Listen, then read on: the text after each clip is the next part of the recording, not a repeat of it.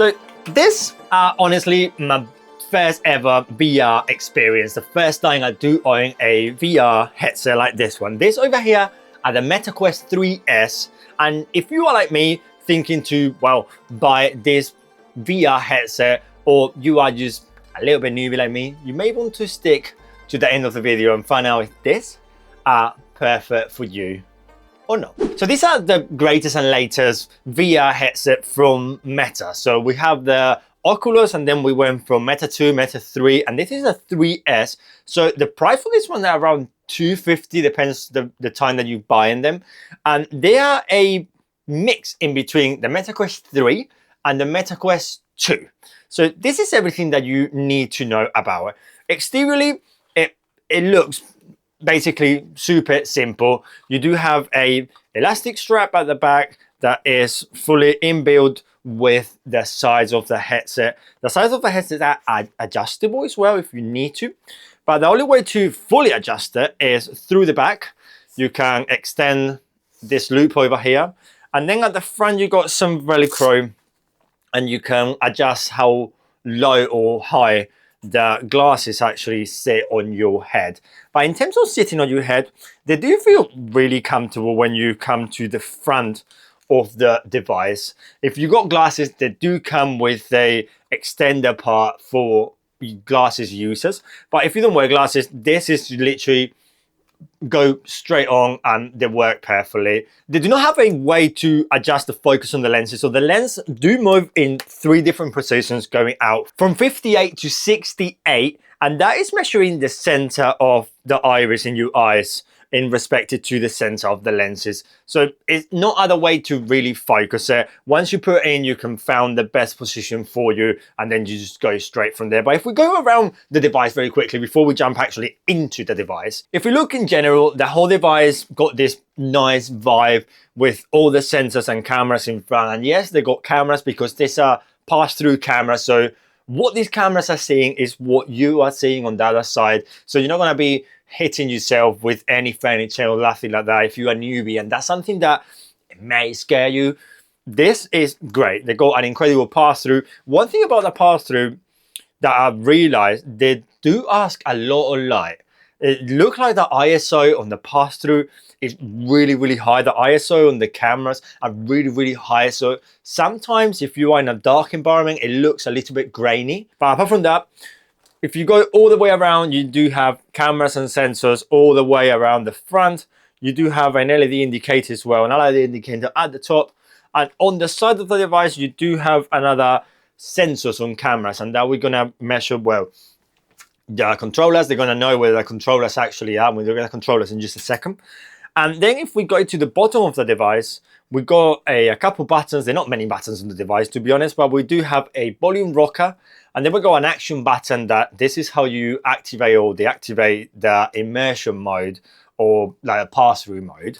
And then on this side, we do have the power button and a USB Type-C for charging. And the charger just comes straight in the box.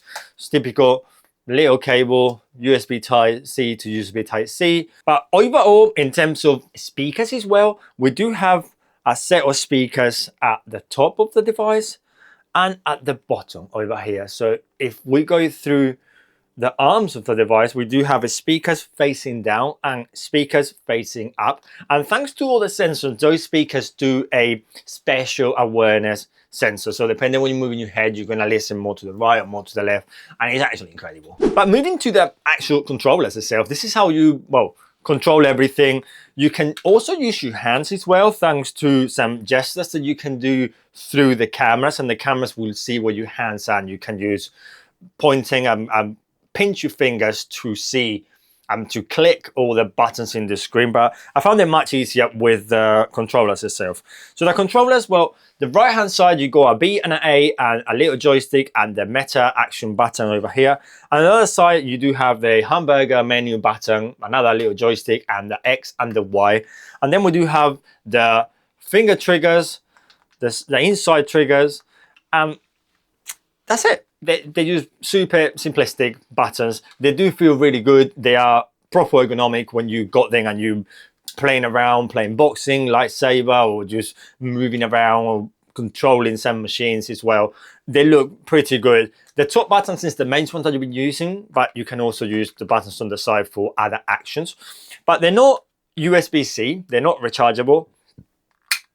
If you click that button over here, you will find a AA battery. It does come pre-installed in the actual device. I believe you're not really using it much, so I guess a normal alkaline battery will do.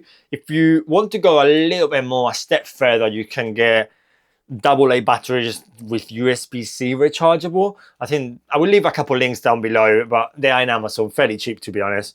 But what about the battery on the device itself, on the headset itself? They claim that it comes out of the box is about 2 hours of playing time. I haven't done that much gameplay, to be honest. I've been playing here and there, a couple little games and a couple other scenarios, but overall this is just my first hands on a VR, and honestly my first ever VR experience. Out of the box they just feel fantastic. I wish they have a way to focus, because I do feel myself moving this inside quite a lot from day to day. I can maybe be moving it around just to my eyes are not getting used to the whole VR itself.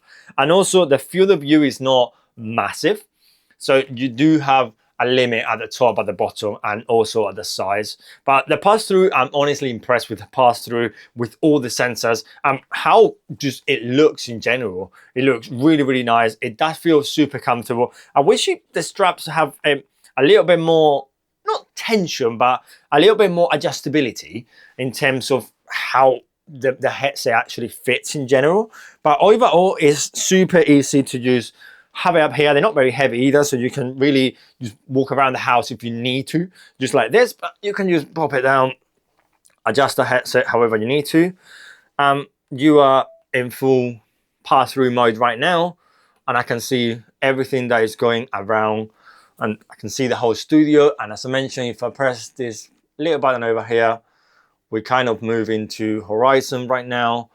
Well, I can see trees and everything around, and honestly it's an incredible experience to just, well, see yourself in VR and just have stuff positioned in front of you. And honestly, if this is your first experience, like it's mine with your first ever VR, the Meta Quest 3S, for the price, it's an excellent choice for beginners. So just let me know in the comment section below, do you have a VR headset, or are you planning to buy a VR headset? Please let me know, and don't forget to subscribe to the channel. But just remember, I'm CheCo Tech, and I will see you in the metaverse.